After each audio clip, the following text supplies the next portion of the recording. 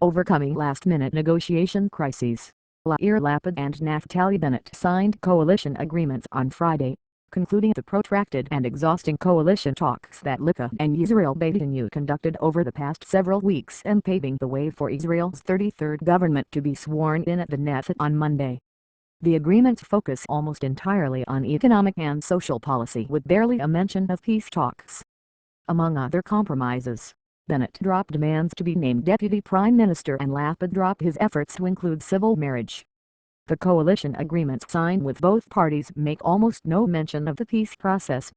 A special cabinet that will include the heads of all the factions will be established to deal with a broad mandate to manage the talks that Netanyahu gave to Justice Minister-elect Tzipi Livni. In addition, Abdeyat Hayahudi added a clause to the agreement requiring the government to pass a law within 90 days mandating a referendum over any agreement that includes handing over territory. The coalition agreement was signed after officials of Abdeyat Hayahudi and Yesh Atid were placated at the end of another mini-crisis when it turned out that the Prime Minister did not intend to appoint either Naftali Bennett or Lapid as Vice Prime Ministers. The compromise agreement stipulated that they would be appointed Vice Prime Ministers or Deputy Prime Ministers if Netanyahu chose to use those titles. Israel Beitenu is considered the big winner in the coalition talks. For its 11 Knesset members, the party will receive 5 ministerial positions.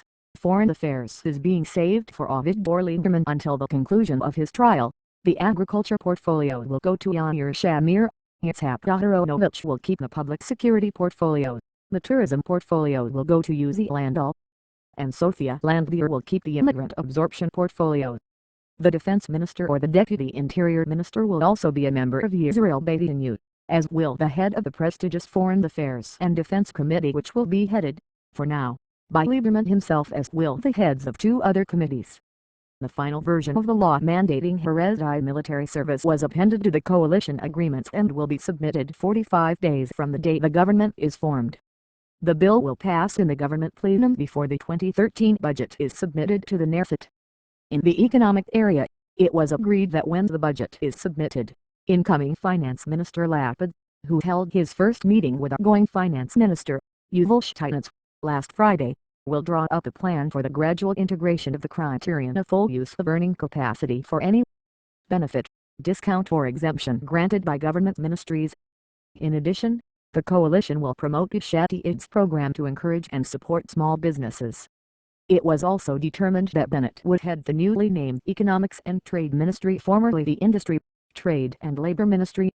Education Minister-elect Rabbi Shapiro will draft, within 6 months, the basic core curriculum for the school system that all Israeli children will be obligated to study. As part of the agreement, Abdeyat Hayahudi received a broad mandate to make substantial changes in the religious services system in Israel. It was agreed that within 30 days, the chief rabbinate would be transferred to the Religious Services Ministry, which will be formally given to Bennett but actually run by Deputy Minister-elect Eli Ben-Dahan, and that the holy sites would be transferred there from the Tourism Ministry. The Religious Services Ministry will also receive charge of the conversion apparatus and all issues pertaining to the sabbatical year. Regarding issues of religion and state, it was determined that Abdeyat Hayahudi would have the ability to veto any legislation in that area that might be proposed by the coalition. Yesh Atid, for its part, gave up demands for legislation regarding civil marriage. Thus, for example, the agreement makes no mention of expanding civil unions, instituting same-sex marriage or running public transportation on the Sabbath. As far as housing, Netanyahu accepted the demand of Yesh Atid and Abdeyat Hayahudi to establish a Housing Affairs Cabinet headed by Yair Lapid. In addition, within 30 days from the day the government is established, the Housing Minister will amend the rules for housing entitlements, making full use of earning capacity one of the criteria for eligibility. Additionally, the coalition agreements include broad changes in governance. It was determined that in its first meeting, the cabinet would submit a plan to the Knesset to change the system of government, which would be applied from the 20th Knesset onward. According to the plan, the number of ministers in the next government would be set at a maximum of 18. In addition to the Prime Minister, the number of deputy ministers would be no more than 4, and there would be no ministers without portfolios. No confidence motions would pass only by the majority of 65 MKS, and the electoral threshold would be increased to 4%. In the wake of Kadima split during the previous term, and in order to lower the motivation for additional splits, faction members who split off from their factions will not be eligible for funding except for candidate lists comprising several parties that submit an agreement and an announcement in accordance with the law regarding the Knesset. In addition, the new Knesset will have a hard time moving legislation forward without the coalition's explicit approval, since a majority of 61 MPs will be required to approve laws that cost the budget more than NIS 50 million. The coalition agreements also include a clause targeted at the Haredim.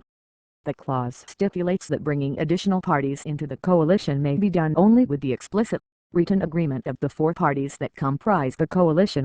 The joint list of Likud and Yisrael Beiteinu, Yesh Atid, Abayat Ha'ahudi and Hatnuit,